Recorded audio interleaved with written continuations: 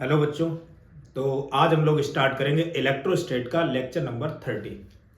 बेटा इसमें हम लोग क्या पढ़ेंगे, इसमें अपन लोग गॉस लॉ के एप्लीकेशंस के बारे में पढ़ेंगे। लास्ट लेक्चर में अपन लोगों ने गॉस लॉ के बारे में पढ़ा था, अब अपन लोग इसमें गॉस लॉ के एप्लीकेशंस के बारे में पढ़ेंगे। वैसे तो हम लोग बेटा इलेक्ट्रोस्टेट में इलेक्ट्रिक फील्ड कैलकुलेट कर चुके हैं कूलॉम्स लॉ का यूज करके, इलेक्ट्रिक फील्ड स्ट्रेंथ की वजह से पॉइंट चार्ज मान करके। लेकिन अभी जो है हम लोग गॉस थ्योरम से देखेंगे कि किस तरीके से हम लोग इलेक्ट्रिक फील्ड की स्ट्रेंथ निकालेंगे। मैंने बोला था कि ये जो गॉस लॉ है it is alternative method to find electric field intensity. ठीक है, तो इलेक्ट्रिक फील्ड स्ट्रेंथ अपन लोग फाइंड आउट करेंगे due to charge conducting sphere. कोई अगर चार्ज कंडक्टिंग स्फीयर है उसकी वजह से इलेक्ट्रिक फील्ड की स्ट्रेंथ क्या होगी ये हम लोग निकालेंगे। अब ध्यान देना बेटा, तो पहले दे रखा है इसमें कि electric field strength due to a charge conducting sphere. ठीक है, अब कोई चार्ज कंडक्टिंग स्फीयर है, इसकी वजह से इलेक्ट्रिक फील्ड की स्ट्रेंथ निकालनी है।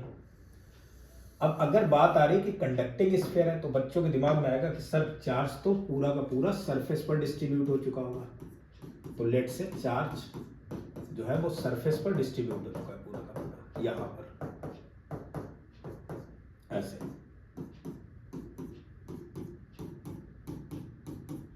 अब क्या हुआ, इसकी वजह से अगर हम लोग को electric field strength find out करनी, मैंने मान लिया यहां बाहर आउटसाइड पर कोई पॉइंट है पी, जिसकी इसके सेंटर से जो डिस्टेंस है वो मान लिया बेटा आर है, और इस पर इलेक्ट्रिक फील्ड कैलकुलेट करना है। तो जब इस पर इलेक्ट्रिक फील्ड अगर अपन लोग कैलकुलेट करेंगे तो हम लोग क्या काम करेंगे बेटा, एक गॉसियन सरफेस ड्रॉ कर लेंगे इस पॉइंट पी पर। मैं एक काम करता हूं, इसे थोड़ा सा अंदर बना देता हूं।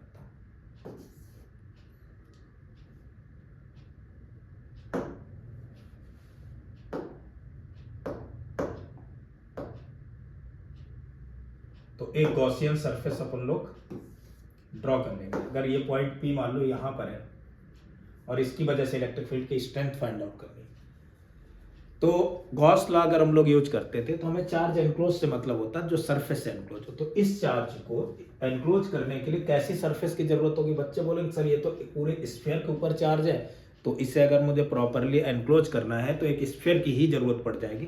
तो मैं एक स्फीयर से इस चार्ज को क्या कर दूंगा, एनक्लोज कर दूंगा। तो मैंने एक स्फीयर से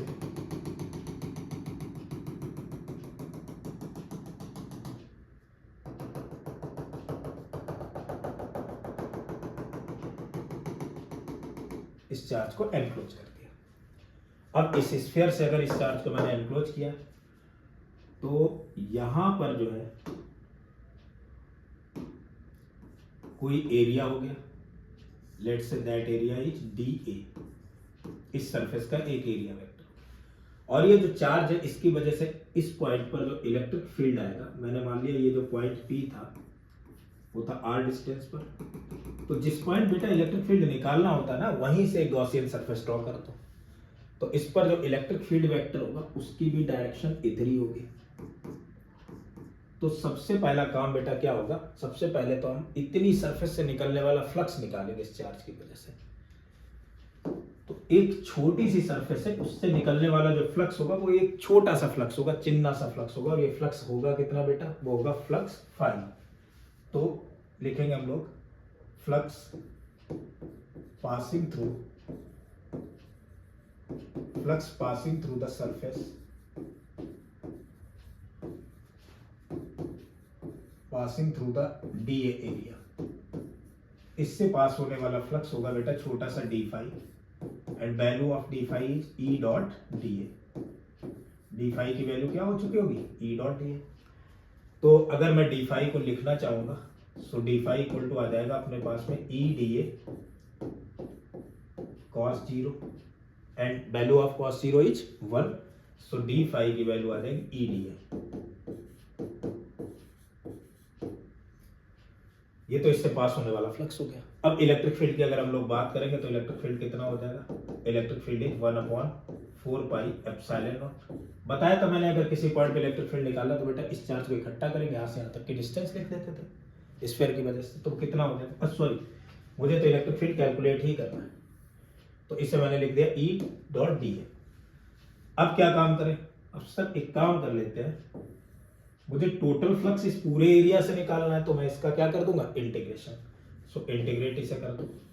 ई तो कांस्टेंट है भाई, चाहे इस पर निकालोगे इस पॉइंट पर तब भी यही आएगा, इस पर निकालो तब भी, इस पर निकालो तब भी, इस पर निकालो तब भी, इस पर निकालो, सिमेट्री बन रही। तो ये तो कांस्टेंट बाहर आ जाएगा।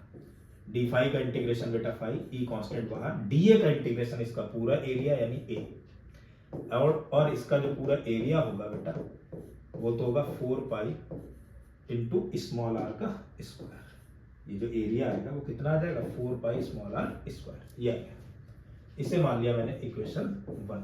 ये इक्वेशन 1 हो गई, फाई की वैल्यू आ गई। अब क्या काम करना, ये तो हो गया फाई। अब अगर इस पर पूरा चार्ज जो है, जो डिस्ट्रीब्यूटेड चार्ज है, दैट इज, उस चार्ज को मैंने क्यू मान लिया और इसकी चार्ज डेंसिटी लेट से सिग्मा है। तो एक जो इक्वेशन बनेगी, एक इक्वेशन तो बेटा फ्लक्स की इससे डेफिनेशन से निकालोगे और दूसरी इक्वेशन गॉस थ्योरम से देखोगे। तो next from Gauss theorem, next is from Gauss law. तो अगर हम लोग गॉस लॉ से देखेंगे देन फाई इक्वल टू क्या होना चाहिए वाला, क्यू अपॉन में एप्सिलॉन नॉट। अब इस सरफेस से एनक्लोज चार्ज है कितना, बच्चा बोले सर चार्ज तो इस पर निकालेंगे चार्ज डेंसिटी इनटू इसका एरिया, और इसका एरिया कितना, 4 pi into capital R square. तो यानी फाई की वैल्यू आ गई अपने पास में कितनी, फाई की वैल्यू तो बालक आ गई अपने पास में, क्यू की वैल्यू कितनी हो गई बेटा, sigma into 4 pi r square upon में एप्सिलॉन नॉट। ये हो गई इक्वेशन सेकंड। अब मैं अगर इक्वेशन 1 और 2 दोनों को क्या कर दूं, कंबाइन करा दो, तो क्या होना चाहिए, तो from equation 1 and 2, from equation 1 and 2, अगर मैं इक्वेशन 1 और 2 को कंबाइन कराऊंगा तो बन जाएगा भाई, देखो कंबाइन का कंपेयर कर दिया, तो अगर कंपेयर कर दिया तो यहाँ पर ये भी फाई, ये भी फाई, तो क्या हो जाएगा, एक फाई की वैल्यू है E into 4 pi small r square, E into 4 pi small r square, और जो दूसरा फाई है, जो दूसरा फाई है उसकी बेटा वैल्यू क्या दे रखी, उसकी वैल्यू दे रखी सिग्मा इंटू 4 पाई कैपिटल आर स्क्वायर अपॉन में एप्सिलॉन नॉट। 4 पाई से 4 pi cancel, so electric field E की वैल्यू तो आ जाएगी सिग्मा अपॉन में epsilon not times of capital R square upon में स्मॉल आर स्क्वायर। मतलब आउटसाइड अगर किसी पॉइंट पर भी मैंने इलेक्ट्रिक फील्ड कैलकुलेट किया है तो वो तो इलेक्ट्रिक फील्ड आ गया बेटा कितना, inversely proportional to small r square. ये सारी बातें मैं बता चुका था पहले। अब बच्चे कहेंगे सर मुझे इनसाइड किसी पॉइंट पे निकालना, बेटा इनसाइड किसी पॉइंट पर यहाँ पर तो इलेक्ट्रिक फील्ड क्या हो जाएगा, जीरो। क्यों हो जाएगा वाला जीरो, वो इसलिए हो जाएगा क्योंकि अगर अंदर मैं किसी पॉइंट पर इलेक्ट्रिक फील्ड निकालूंगा तो अंदर मुझे गॉसियन सरफेस ड्रॉ करनी पड़ जाएगी। लेट से मुझे किसी इस पॉइंट पे निकालना है, ये पॉइंट है क्यों, इस पर निकालना है, तो यहां मैंने क्या कर लिया, जिस पॉइंट पे निकालनी है उसी तरफ गॉसियन सरफेस ड्रॉ कर दो, मैंने गॉसियन सरफेस ड्रॉ कर दी। अब इस गॉसियन सरफेस से एनक्लोज चार्ज है कितना, बच्चे कहेंगे सर यहां तो कोई चार्ज अंदर है ही नहीं, और अगर एनक्लोज चार्ज जीरो है तो इससे पास होने वाला फ्लक्स जीरो होगा, और पास होने वाला फ्लक्स अगर जीरो होगा तो इलेक्ट्रिक फील्ड तो जीरो होगा, क्योंकि एरिया तो जीरो नहीं हो सकता है। तो अंदर अगर हम देखेंगे तो इलेक्ट्रिक फील्ड क्या हो जाएगा बेटा, जीरो। क्यों जीरो होगा, क्योंकि इसके अंदर जो इनसाइड चार्ज है वो चार्ज कितना है, जीरो है, इसके अंदर कोई भी चार्ज नहीं है। यहां तक बात क्लियर होगी। आगे तो अगर मैं देखो इसका ग्राफ, भाई अगर इसका ग्राफ बनाया जाए बेटा तो ग्राफ क्या बनना चाहिए, electric field vector, sorry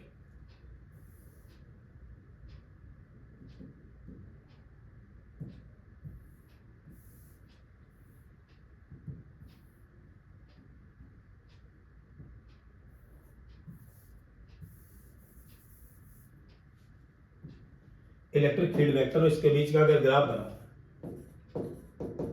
R के बीच का, तो जब अंदर हूं तब इलेक्ट्रिक फील्ड क्या है वाला, जीरो, अंदर हूं तो इलेक्ट्रिक फील्ड क्या है, जीरो। अब मैं आ गया सरफेस पर, जैसे जैसे बढ़ रहा है इलेक्ट्रिक फील्ड तो जीरो, लेकिन आर की वैल्यू बढ़ रही है, तो स्मॉल आर किसके बराबर हो गया, कैपिटल आर के।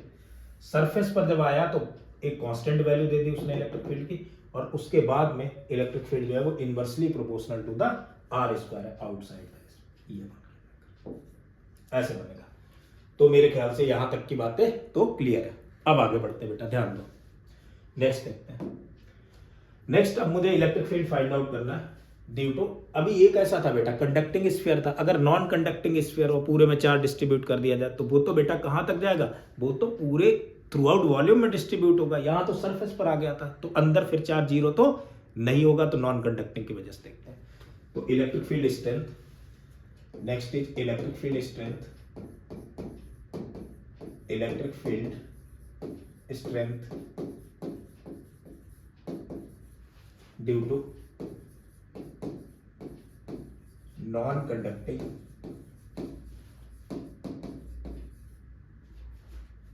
Charged sphere. अब अगर कोई नॉन कंडक्टिंग चार्ज स्फीयर है, उसकी वजह से इलेक्ट्रिक फील्ड की स्ट्रेंथ क्या होगी, चलो निकालते हैं भाई, कोई बड़ी बात तो नहीं है। ये रहा अपने पास में कोई नॉन कंडक्टिंग है, तो इसके थ्रू आउट वॉल्यूम में चार्ज होगा ऐसे,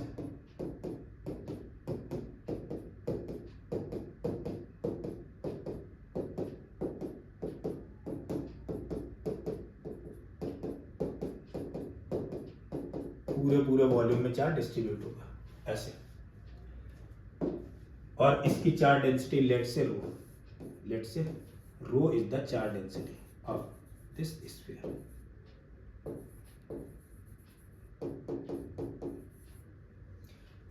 अब इसके किसी पॉइंट पर अगर इलेक्ट्रिक फील्ड की स्ट्रेंथ फाइंड आउट करनी है, मान लो वो पॉइंट है P यहां पर, तो अब क्या काम करेंगे बच्चे, कहेंगे सर फिर से वही काम कर लेते हैं, गॉसियन सरफेस ड्रॉ कर लेते हैं। मैंने कहा बिल्कुल सही बात है बेटा, गॉसियन सरफेस तो ड्रॉ कर लो। और कौन सी गॉसियन सरफेस इसे घेरेगी भाई, इसे तो घेरने वाली गॉसियन सरफेस होनी चाहिए कैसी, स्फेरिकल। आर डिस्टेंस में फाइंड आउट करना था, कैपिटल आर इसकी क्या हो गई, रेडियस हो गई, ठीक है। तो अब इस गॉसियन सरफेस पर मैंने एक स्मॉल सा एरिया ले लिया, और वो स्मॉल एरिया बेटा कितना है, DA। तो इस DA की वजह से इलेक्ट्रिक फील्ड वेक्टर तो होगा इस तरफ, और इलेक्ट्रिक फील्ड हो गया ये, यानी इतने एरिया से पास होने वाला फ्लक्स जो होना चाहिए वो छोटा सा चिन्ना सा फ्लक्स होगा, और वो फ्लक्स कितना होगा बेटा, d5, and d5 equal to हो जाएगा अपने पास में E डॉट DA। दोनों ही वेक्टर देखो एक ही डायरेक्शन में, यानी एंगल इनके बीच का क्या बन गया बालक, 0 डिग्री, तो बन गया d5 equal to E DA cos 0, and value of cos 0 is 1, so d5 की वैल्यू आ गई E DA, ठीक है, d5 की तो वैल्यू आ गई E DA। अब क्या काम करोगे, अब इसे इंटीग्रेट कर दो, इंटीग्रेट करोगे ऐसे, तो d5 का इंटीग्रेशन क्या आ जाएगा, 5 E इंटू एरिया का इंटीग्रेशन DA का A आ गया, so 5 equal to E into area, and area is 4 pi small r square. एक इक्वेशन। दूसरा क्या हो जाएगा, देखो बेटा ध्यान दो, दूसरा अपन लोग क्या काम करते थे, पहला तो हम लोग फ्लक्स की डेफिनेशन से निकालते थे, और दूसरा क्या काम करते हैं, गॉस थ्योरम में गॉस लॉ का यूज करते हैं। अब गॉस लॉ का यूज करेंगे, फ्रॉम गॉस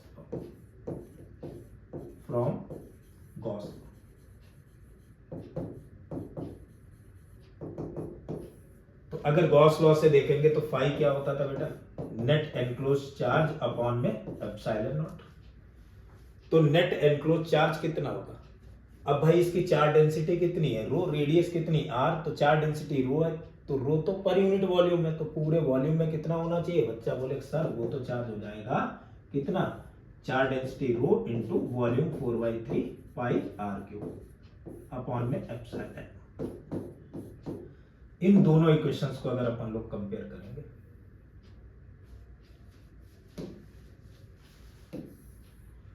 तो ऑन कंपेयरिंग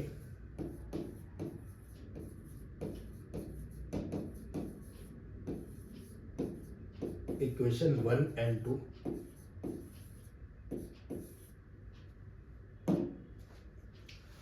अगर इन दोनों को कंपेयर करेंगे तो वैल्यू क्या आ जाएगी, E into 4 pi small r square equal to यहां पर बन जाएगी rho into 4/3 pi capital R³ upon में एप्सिलॉन नॉट।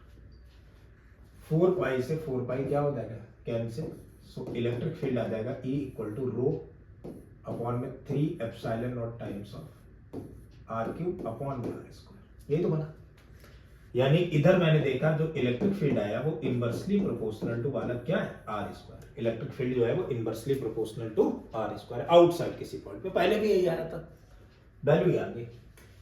अच्छा ये सारी बातें हम लोग कर चुके हैं ना, पहले निकाल चुके हैं इन सब चीजों के बारे में। अब देखो बेटा, इनसाइड किसी पॉइंट पर अगर इलेक्ट्रिक फील्ड कैलकुलेट करना है तो क्या होना चाहिए, समझो भाई, निकालते हैं। अंदर किसी पॉइंट पर इलेक्ट्रिक फील्ड अगर कैलकुलेट करना है तो वो भी कैलकुलेट तो करेंगे ही। तो नेक्स्ट देखते हैं अपन लोग इनसाइड किसी पॉइंट पर निकाल करके। चलो निकालते हैं बेटा, मैं इसे अरेंज करता हूं।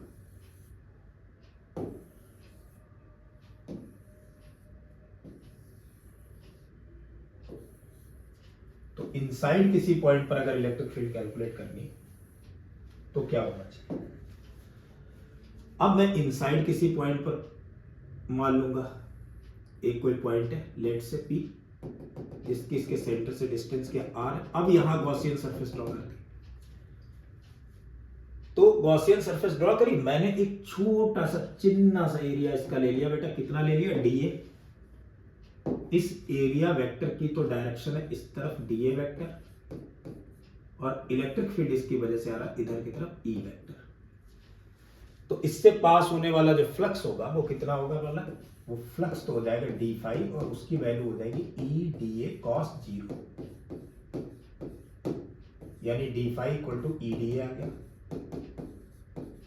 इसे अगर इंटीग्रेट कर दोगे तो बचेगा या phi equal to E dA का इंटीग्रेशन बेटा हो गया A, and A is what area of this, that is equal to the 4 pi into small r square। एक इक्वेशन बनाते हैं। दूसरी इक्वेशन का क्या करें भाई, दूसरी इक्वेशन भी सर बनाएंगे। दूसरी इक्वेशन बनाएंगे बेटा कहां से, सेकेंड इक्वेशन तो अपनी बनेगी गॉस थ्योरम से। अब देखो फ्रॉम गॉस थ्योरम, सेकेंड तो गॉस थ्योरम से बनती है। तो पहले ये ध्यान रखनी है बेटा, पहली इक्वेशन हमें कहां से बनानी है, हमेशा पहली इक्वेशन इसमें लेकर के चलेंगे डेफिनेशन से, और दूसरी गॉस से, इलेक्ट्रिक फील्ड निकल आएगा। तो फ्रॉम गॉस,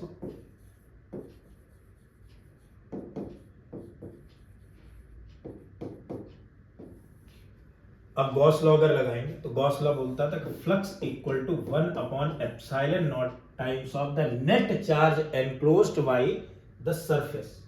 अब इस सरफेस से पूरा क्यू चार्ज नहीं बेटा एनक्लोज्ड है, इस वाली, ये तो सरफेस तो इतनी है ना गॉसियन सरफेस, उससे तो छोटा सा चार्ज एनक्लोज्ड है, कितना क्यू डैश, कुछ कम है।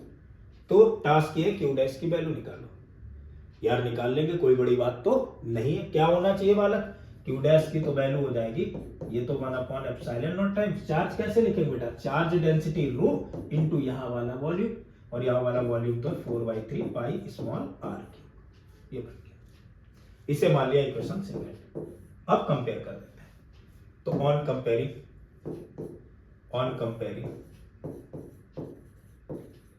Comparing equation 1 and 2 we get, क्या होगा बेटा, दोनों फाई के इक्वल, यानी कि ये और ये दोनों क्या हो जाएंगे बराबर। तो इसे लिखेंगे E into 4 pi small r square equal to rho upon में 3 epsilon not 4 pi small r cube. 4 pi से 4 पाई कैंसिल, r स्क्वायर से r कैंसिल, तो इलेक्ट्रिक फील्ड की तो वैल्यू आ गई अपने पास में कितनी वाला, रो अपॉन में 3 epsilon not times of small r। ये आउटसाइड किसी पॉइंट पे आती है। अब बच्चा बोले सर फिर से ग्राफ बनाना चाहता, बनाने वाला बना ले, कोई परेशानी वाली बात नहीं है। ये E है और ये है R। तो इनसाइड किसी पॉइंट पे देख रहे हैं तो बेटा E directly proportional to R। देखो ये E जो है वो डायरेक्टली प्रोपोर्शनल टू R है, R के डायरेक्टली प्रोपोर्शनल है E। तो इसका मतलब इनसाइड किसी पॉइंट पे तो बनेगी स्ट्रेट लाइन, और बाहर जा रहे थे inversely proportional to R square, इस तरीके से ग्राफ बन जाएगा। और ये हम लोग पहले से भी करते हुए चले। अब आगे देखते हैं, ये तो electric field strength due to non conducting charge sphere की वजह से था। अब एक काम करते हैं, अपन लोग कोई लाइन चार्ज ले लेते हैं, लॉन्ग चार्ज वायर ले लेते हैं, और उसकी वजह से इलेक्ट्रिक फील्ड स्ट्रेंथ कैलकुलेट करते हैं। ठीक है, next is electric field strength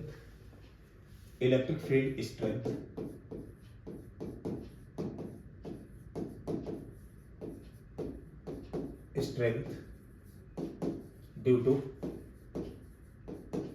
long charged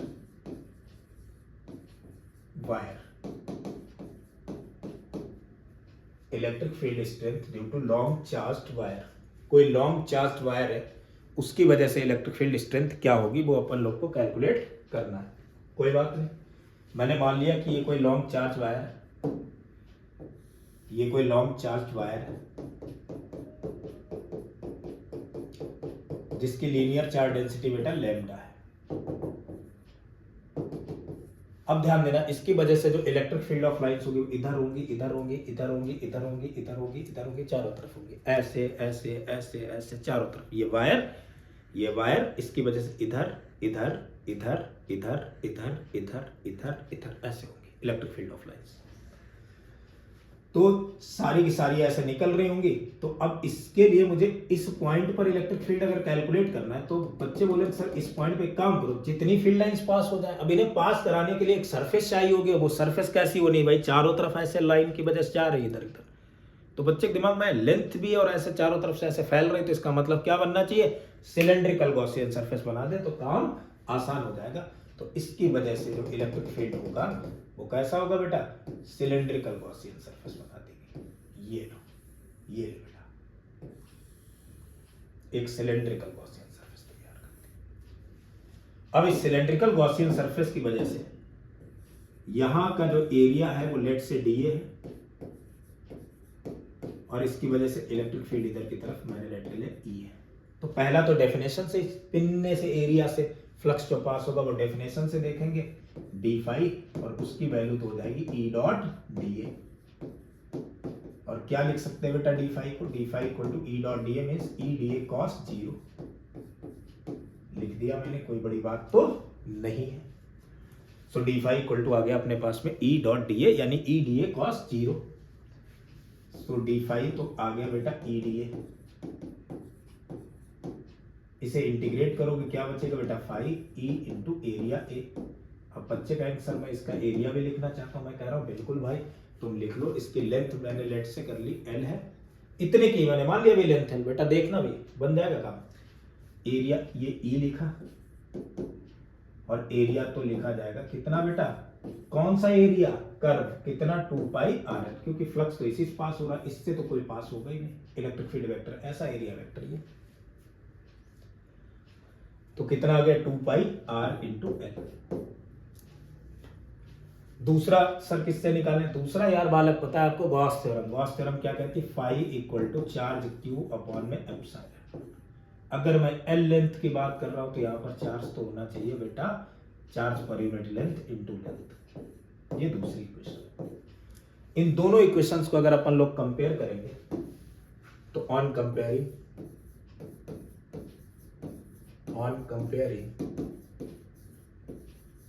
equation 1 and 2, 1 और 2 को अगर कंपेयर करेंगे तो फ्लक्स को दोनों को बराबर कर देंगे, यानी E into 2 pi are l equal to lambda l upon में एप्सिलॉन नॉट। एल से तो एल को मार दिया तो इलेक्ट्रिक फील्ड आ गया बेटा कितना, लेमडा अपॉन में 2 pi epsilon not times of are.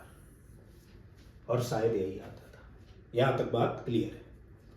अब एक बच्चा बोले सर मैं तो एक काम करता हूं, कोई कंडक्टिंग सिलेंडर ऐसे रख दूं इनफाइनाइट लेंथ का, उसकी वजह से निकालना चाहता हूं। कोई बात नहीं, बात तो वही है ना, निकाल लेते हैं, कोई समस्या वाली बात तो नहीं है। चलो तो next is electric field strength due to conducting infinite solid cylinder. ठीक है, next is electric field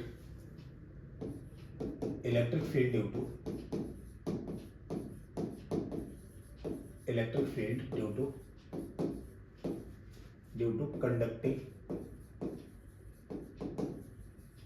infinite solid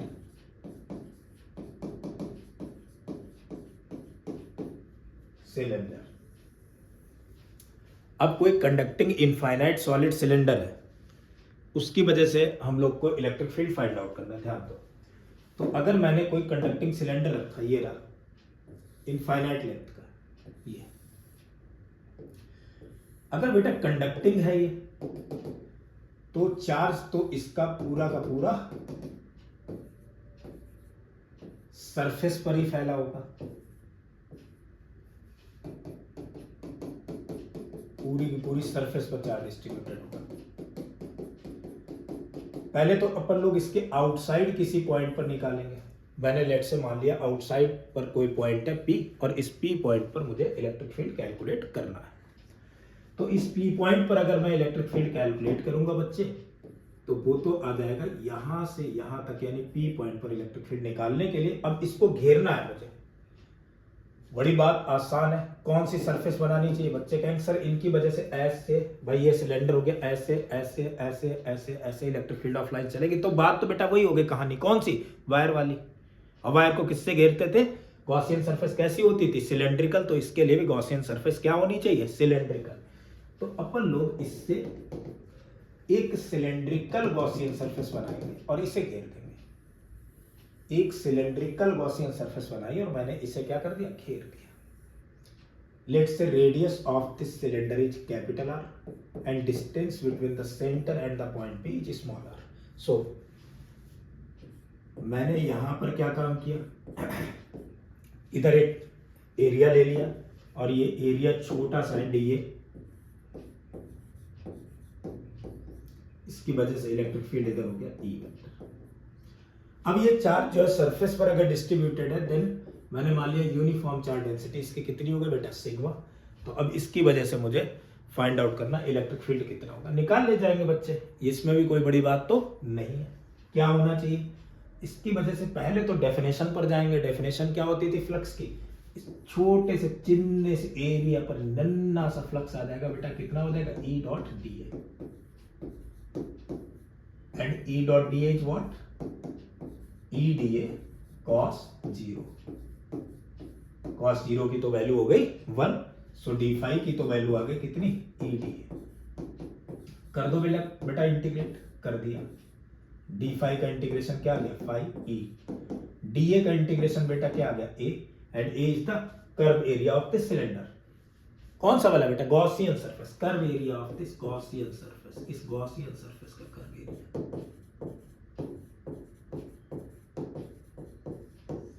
imaginary surface है नहीं, बना लिया करते हैं। So curve area of this Gaussian surface is 2πrl। बेटा मैंने इसकी लेंथ लेट कर ली, मुझे लग रहा कोई समस्या है नहीं इस बात पे। तो कितनी हो गई? 2πr into L. एक इक्वेशन। दूसरी सर कहां से बनाऊं यार? बार बार वही बात। अब तो मुझे लग रहा ये बात तो रिक्शे वालों को भी याद हो गई होगी कि दूसरी इक्वेशन कहां से बनानी। कहां से बेटा? गॉस थ्योरम से।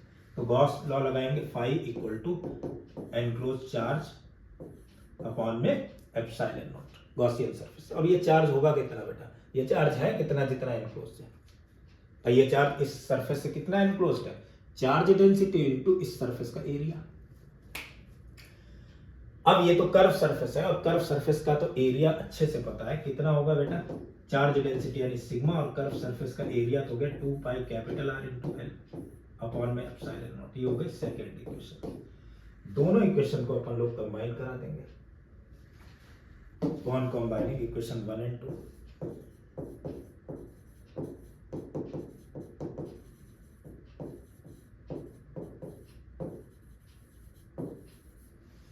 We get phi equal to E into 2πr, ऐसे लिख दिया। Sigma upon epsilon naught into 2π capital R into l, ऐसे लिख दिया। स्मॉल एल से स्मॉल एल कैंसिल, 2π से 2π कैंसिल। सो E की तो वैल्यू आ गई, कितनी आ गई बेटा? इलेक्ट्रिक फील्ड तो बन गया सिग्मा अपॉन में एप्सिलॉन नॉट, ये बना, कैपिटल R अपॉन में स्मॉल r, ये इलेक्ट्रिक फील्ड आ गया। मेरे ख्याल से ये बात समझ में आ गई होगी। अब बच्चा बोले सर मैं अंदर भी इसमें निकालना चाह रहा हूँ कि इलेक्ट्रिक फील्ड कितना होगा। मैंने कहा निकाल लो भाई, अंदर किसी पॉइंट में निकालोगे, यहाँ गॉसियन सरफेस ड्रॉ कर दो, और यहाँ अगर आपने गॉसियन सरफेस ड्रॉ करी ना वाला, तो इसके अंदर चार्ज तो एनक्लोज है ही नहीं, और अगर चार्ज एनक्लोज नहीं है तो इलेक्ट्रिक फील्ड क्या हो जाएगा? इनसाइड 0। तो बाहर तो इलेक्ट्रिक फील्ड इतना आ जाएगा, और इनसाइड अगर किसी कंडक्टिंग सिलेंडर की वजह से निकालेंगे तो इलेक्ट्रिक फील्ड तो बेटा 0 हो चुका होगा। इनसाइड की कंडक्टिंग की वजह से जो इलेक्ट्रिक फील्ड आएगा बेटा वो क्या हो चुका होगा? 0 हो चुका होगा। इतनी सी कहानी मेरे समझ में आ चुकी है। बच्चा बोले सर अगर मैं यहां पर नॉन कंडक्टिंग ले लेता तब तो अंदर चार्ज 0 नहीं होता, तब क्या होता? चलो निकाल लेते बालक, कोई बड़ी बात तो नहीं है। तो next is electric field strength due to, next is electric field strength, electric field strength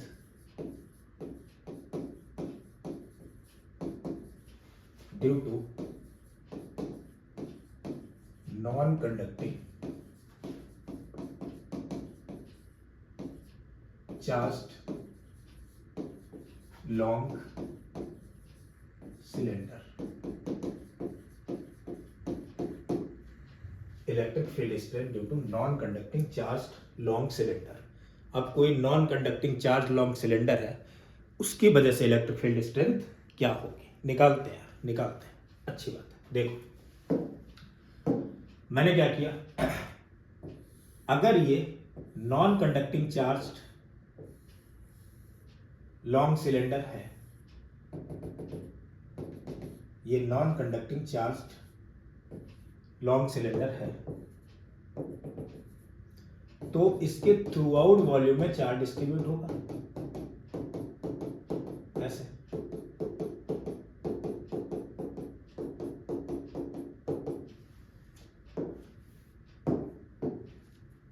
और यहां पर कोई पॉइंट मैंने लेट कर लिया, कितना P, इसकी रेडियस मैंने लेट कर ली, कितनी है बेटा, कैपिटल R। इसके सेंटर से, सेंटर मतलब एक्सिस से डिस्टेंस मैंने इस पॉइंट की मान ली स्मॉल r। पहले तो मैं आउटसाइड पॉइंट पे निकाल रहा हूं, outside means small r is greater than capital R। निकालते बेटा, क्या काम करना, वही काम करना है जो सदियों पुराना काम है अपना, वैसे ही करते हुए चले आए बेटा, कि मुझे गॉसियन सरफेस ड्रॉ कर लेनी है, और कैसी, सिलेंड्रिकल, क्योंकि वही इस पूरे चार्ज को एनक्लोज कर पाएगी। मैंने लेट से मान ली इसकी लेंथ कितनी, L। अगर चार्ज पूरा थ्रू आउट वॉल्यूम डिस्ट्रीब्यूटेड है तो इसकी तो चार्ज डेंसिटी बेटा क्या होनी चाहिए, रो होनी चाहिए। चार्ज डेंसिटी क्या होनी चाहिए, रो होनी चाहिए। अब देखो इधर मैंने क्या किया, एक एरिया लेट कर लिया, इधर जो है एक एरिया लेट किया, और इस एरिया से जो इलेक्ट्रिक फील्ड पास होगा उसकी डायरेक्शन ये है, और डीए वेक्टर की तो डायरेक्शन ये होगी। तो इनकी वजह से जो फ्लक्स आएगा वो डी फाई होगा, और उसकी वैल्यू तो होनी चाहिए ई डॉट डीए वेक्टर। ये तो हो गया फ्लक्स।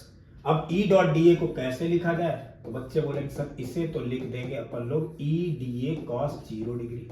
मैंने कहा कोई बात नहीं, लिख दो इसे कॉस 0, यानी डी फाई की तो वैल्यू आ गई कितनी, ई डीए।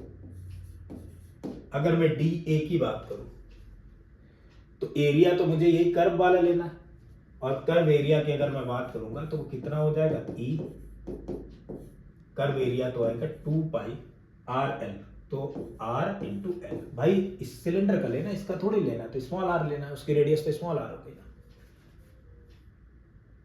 इंटीग्रेट कर दिया तो डी फाई का इंटीग्रेशन बेटा कितना आ गया, 5। ये इक्वेशन 1 बन गई।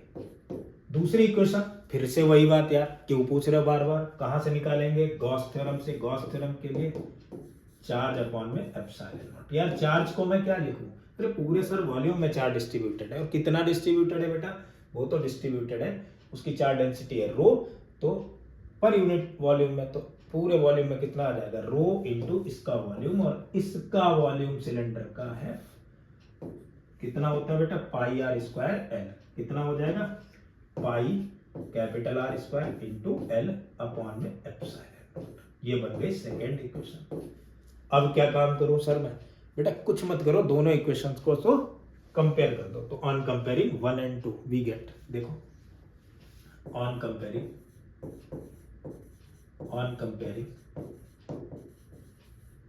इक्वेशन 1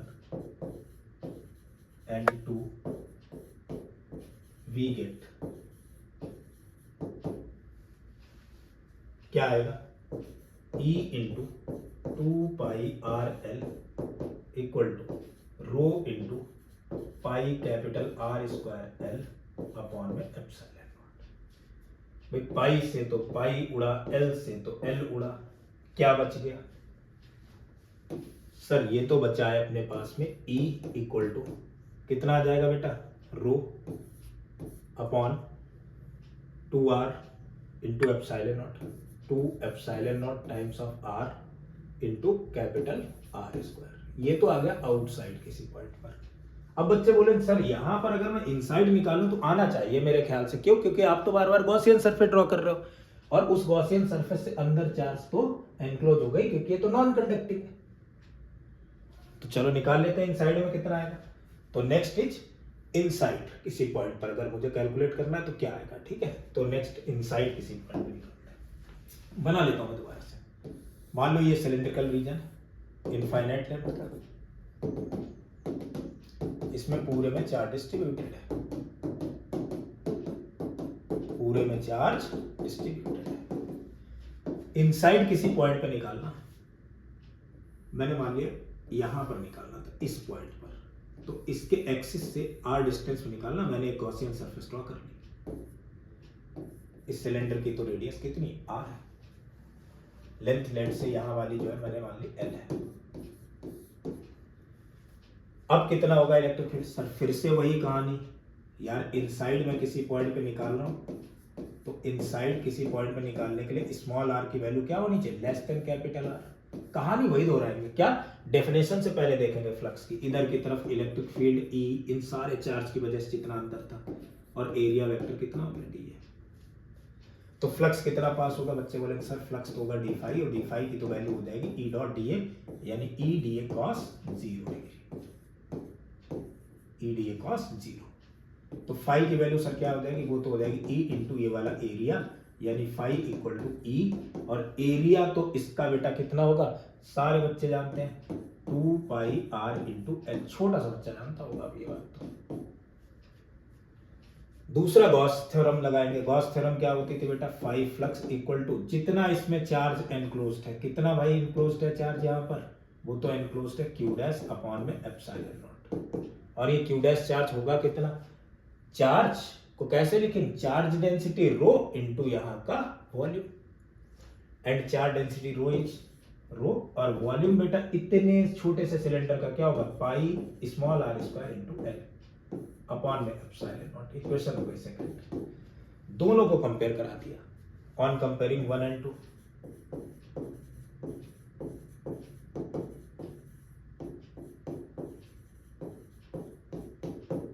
वी गेट, अगर दोनों को मैं कंपेयर कराऊंगा तो यहां पर E into 2 pi R into L equal to हो जाएगा rho into pi R square into L upon में एप्सिलॉन नॉट। मैंने L से L कैंसिल कर दिया, एक R से एक R कैंसिल कर दिया, पाई से पाई कैंसिल कर दिया, तो इलेक्ट्रिक फील्ड E की वैल्यू क्या आ गई, so value of electric field E equal to आ जाएगा रो इंटू R अपॉन में 2 एप्सिलॉन नॉट। ये हो गया इलेक्ट्रिक फील्ड। तो मेरे ख्याल से इतनी सारी कहानी बच्चों के समझ में आ गई होगी।